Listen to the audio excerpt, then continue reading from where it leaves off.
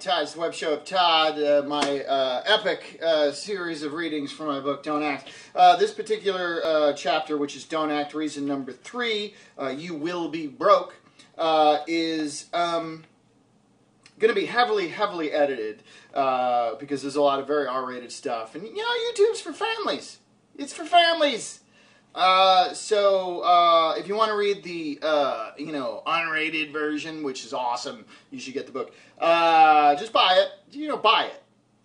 Also, there's a lot of funny footnotes, but I'm not gonna read those because they ruin the flow. I know. It's another cliche. Actors spend a good portion of their lives scrounging together whatever loose change they can to afford the next meal. But cliches are cliches for a reason. They're true. Except for the one that says it's not the heat, it's the humidity, which is really only true regionally. Humidity.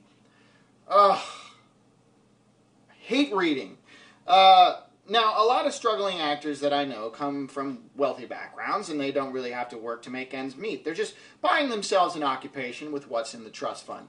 If you are one of these people, by the way, I harbor a secret desire to slap you in the mouth. Edit. Anyone else, however, has to live a verse from an old Drifter song. They say the neon lights are bright on Broadway, Hey, kitty. They say there's always magic in the air on Broadway.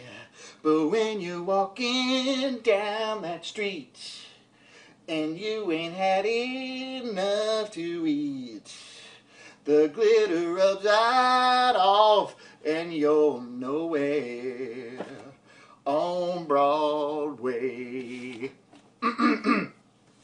Toward the end of my time living in the near vicinity of the Great White Way, I wasn't able to afford a place in Manhattan, and I was forced to find a new dwelling in Astoria, Queens. The only reason I had ever been able to live in Manhattan in the first place was because, I don't know. This is a disaster. The only reason I had ever been able to live in Manhattan in the first place was because I was in college and my parents were footing the bill for food, shelter, and tuition. And being broke as an NYU student didn't feel like such a big deal to me since the money I had to scrounge went to things like beer and movies and pizza. I'm sorry to read so fast, but I got to get it in under 10 minutes. This is a huge chapter, even with the edits. And the cat keeps interrupting. I didn't have to worry about a little thing called overhead. But once I graduated, I was on my own, and food and rent cost a lot more than I could afford. The job I worked paid only $8 an hour, and that's not enough to make it happen in the Big Apple. The only place I could afford on my salary, for lack of a better word, was a one-room shack in the back of an alleyway. I shared it with 2 roommates who put up cheap walls to divide the place into 3 rooms. Both of my roommates were allergic to cats, so we had none, but all the neighbors had several felines apiece, which meant that the neighborhood mice made their home in our shack.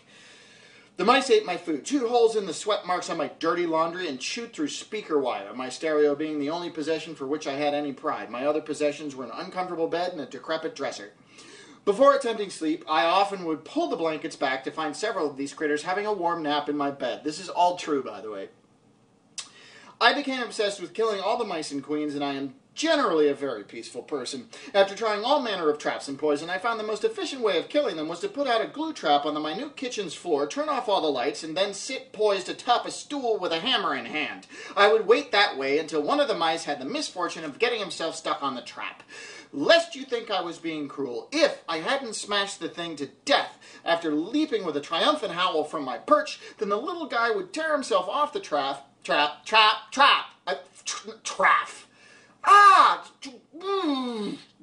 Don't get critical. Seriously. Where was I? All right. If he could tear himself off the trap, he would leave behind a tail or a leg and a trail of blood all over my belongings, most likely only to bleed to death somewhere inside the wall. If you believe I was acting insane, you are absolutely right.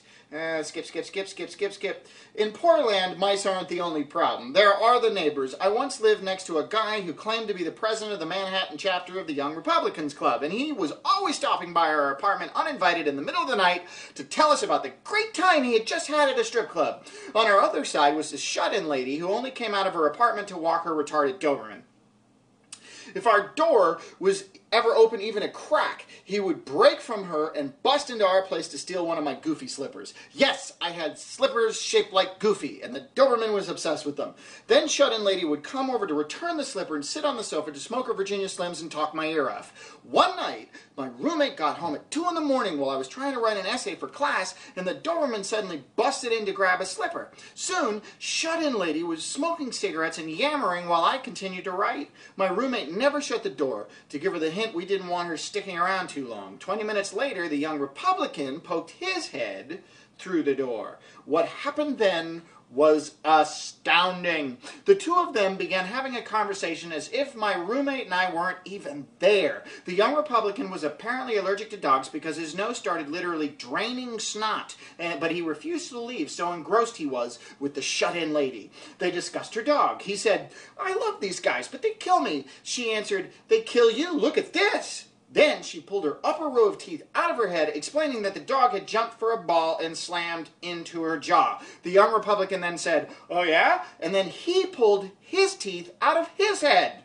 Now, I would have demanded that they leave, but chances were quite high that they were both homicidal maniacs and I didn't want to die. I had mice to kill. On New Year's Eve of the year I was living in Astoria, I came down with one of the worst fevers of my life, and at the same time the heat stopped working in the shack. The slumlord didn't give a darn, refused to do anything about it, and since we were subletting the place illegally, we had no legal leg to stand on. I called my parents and told them I needed to come home, get a job, and save up money so I could move to Los Angeles after paying off thousands in credit card debt, naturally. A year later, I was in a 2-bedroom apartment in Los Angeles with one roommate. The carpets were vile, and the only 2 pieces of furniture were a couple of plastic chairs donated to us by an actress friend of ours from NYU. The same friend also gave us a tiny television that only received the UPN, which we kept on top of a stack of empty cardboard boxes. I slept on the floor, my pillow, the stinky carpet. And in my mind, things were good. I had traded upward. I realized that this struggle that I described, this painful endeavor to live as an actor, is completely self-imposed. I didn't have to suffer. I didn't have to act. I could have gone to work for any number of corporations that would have ultimately set me up with a nice house and a flat-screen plasma television. Of course, that would have required that I majored in something other than theater at NYU, such as business or computer technology or science. Now, most don't stay in this state of being the pauper forever. Unfortunately, most do one of 2 things. Either they quit and fall back on something more lucrative and sensible which they had once studied just in case, or they become ludicrously good at a survival job, such as waiting tables or temping. And pretty soon they can't really call themselves actors anymore, but temps or waiters, because that's all they have time for in order to maintain a decent standard of living. The lucky ones, like me, eventually get enough acting work to pay for furniture and decorations to distract from the nauseating brown carpet in the lousy 2-bedroom apartment in which they still live. I no longer live in an apartment, but when I wrote this, at the time of this writing, I was in an apartment. So it's not, untrue. Final paragraph. Save yourself the vicious step of being broke and just jump right into the lucrative profession, will you? Sure, it may not be creatively satisfying, it may not fill your soul, but guess what? I know lots of people who have filled their souls with nice stuff and expensive pies. Good night!